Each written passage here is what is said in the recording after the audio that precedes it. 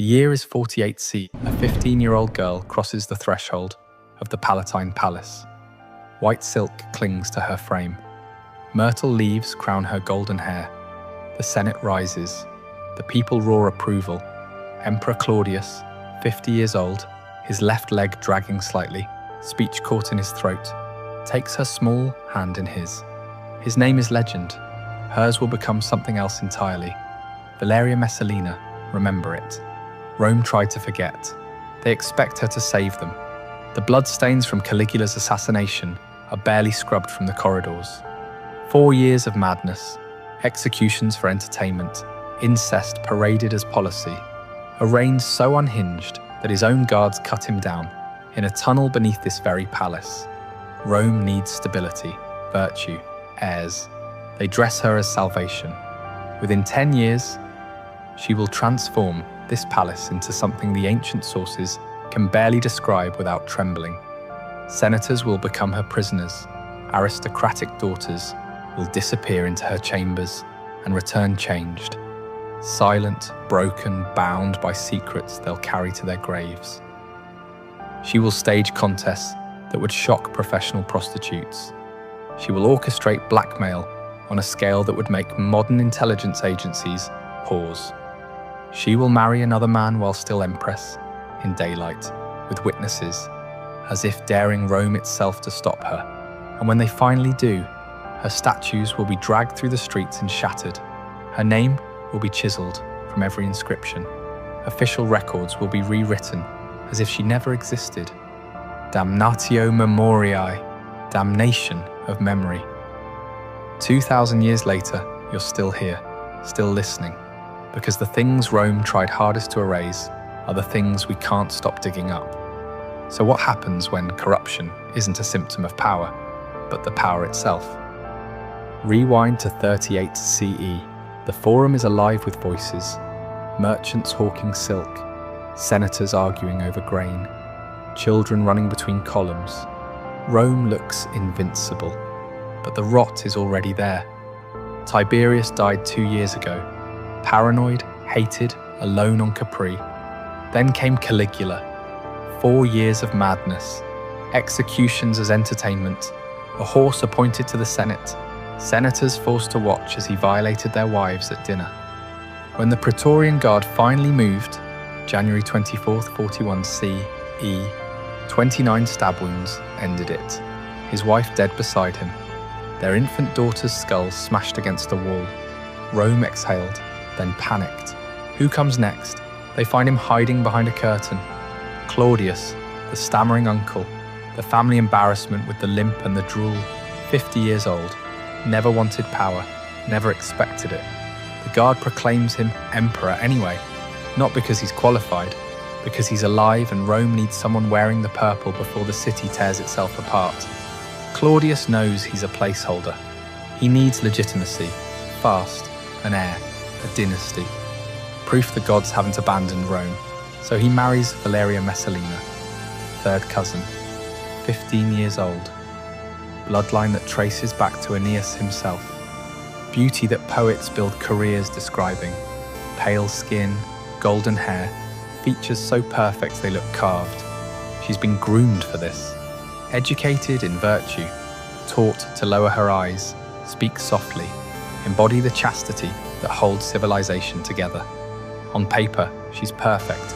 The Senate approves, the people cheer, the empire has a future again. But here's the question nobody asked. What happens when you take a child and dress her as a goddess?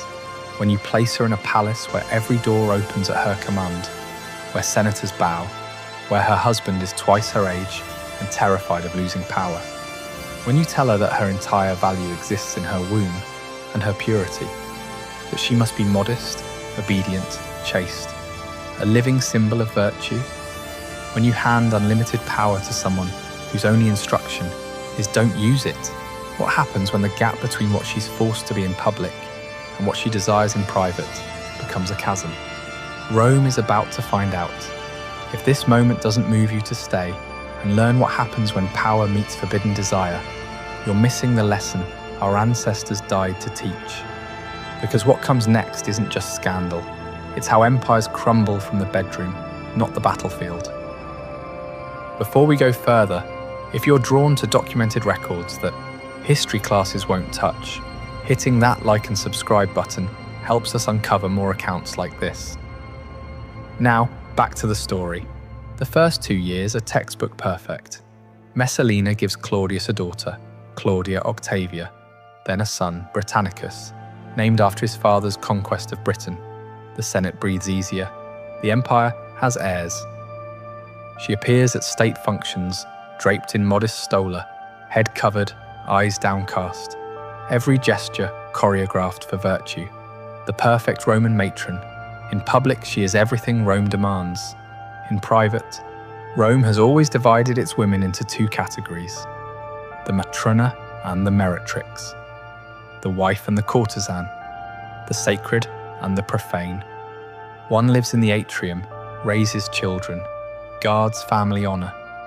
The other lives in the lupanar, the brothel, where men shed civilization like a cloak. The system works because these categories never touch. Messalina decides to be both. The first whisper comes around 42 CE. A senator returns late from Ostia. Business ran long. He's in Rome for the night. On impulse, he visits the Subura, Rome's red light district. Narrow streets that smell like piss and cheap wine. Cramped insulae where oil lamps burn low and you can disappear into the dark. He chooses a room, pays his coin. The woman enters. Dark wig, heavy coals smudged around her eyes. Perfume trying too hard. Myrrh and roses covering something that smells expensive. She turns toward him. Their eyes meet. He recognizes the Empress of Rome. Not a look-alike, not a rumor. Her. According to Tacitus, yes, writing decades later, yes, with his own agenda, but with access to palace insiders. This wasn't once. Messalina allegedly adopted the working name Lycisca and became a regular at a brothel run by a woman named Scylla. Not for money, not from desperation, for the thrill of it. Think about the psychology. Every client who didn't recognize her became an unwitting accomplice. Every man who did became someone she owned. Because what's he going to do?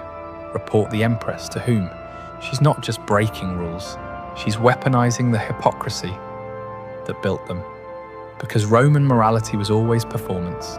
Senators kept mistresses, generals visited brothels, married men slept with slaves and nobody blinked. But women, especially aristocratic women, especially the Empress, were supposed to be above desire, marble statues, breeding vessels, symbols. Messalina looked at that cage and walked out the door. She would return before dawn, remove the wig, wash away the cheap perfume, dress in imperial silk, attend the morning sacrifice to Vesta, goddess of chastity, with the same serene expression she wore the night before, as if nothing happened. But the brothel was just the laboratory. The real operation happened inside the palace. Picture the banquets. Rome's elite sprawled on silk couches around low tables. Golden platters heaped with roasted dormice brushed in honey. Wine flowing from jeweled cups. Senators making small talk. Generals discussing Britain. Very Roman, very civilized. Until Messalina gives a signal. The servants leave. The doors close. New guests arrive. Gladiators still smelling of the arena. Sand, blood, sweat. Actors from the theatre. Foreign captives. Sometimes the teenage sons of patrician families. Summoned under the pretense of discussing their father's careers. What happens next, the sources describe with horror and fascination. Forced performances, humiliating contests, senators paired with their political enemies and told to entertain the Empress. Aristocratic women, married, respectable, terrified, coerced into playing the prostitute while their husbands watch from across the room, frozen. Refusal isn't an option. A tribune declines her invitation. 3 days later, he's floating in the Tiber. A nobleman tries to leave early. His family loses their estate by week's end. The message spreads. The Empress does not accept no. Then comes the contest. The story appears in Pliny the Elder. Yes, he's writing about natural history, but this detail stuck. A competition between the Empress and a famous prostitute named Scylla, not for money, for pride. Who could outlast more partners in a single night? 25. Messalina 1. Pliny writes it down like he's documenting a solar eclipse, with clinical horror and fascinated precision. True? Exaggerated? Propaganda? We'll never know for certain. But the story survived because it captured something Romans couldn't articulate. A woman wielding sexual power, not as submission, but as dominance. Rome didn't have language for that, so they turned it into myth. But myths don't come from nowhere.